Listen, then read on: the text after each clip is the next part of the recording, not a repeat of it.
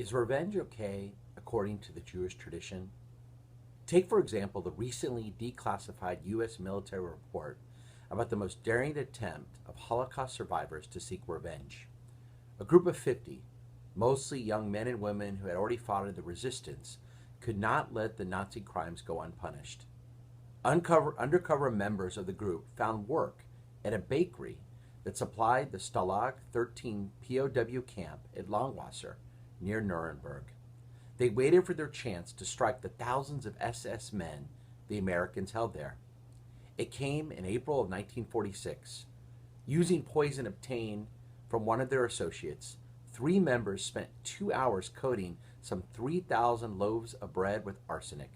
The goal was to kill 12,000 SS personnel. According to the recently unclassified files, the amount of arsenic used should have been enough to cause a massive number of deaths. But in the end, not one SS officer died. To this day, it remains a mystery as to why the poison failed to kill any Nazis. The prevailing theory is that the plotters in their haste spread the poison too thinly on the bread.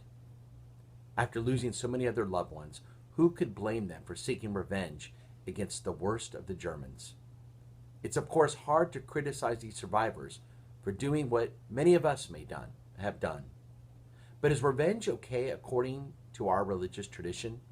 For example, the Torah clearly shuns vengeance through its direct prohibition against taking revenge.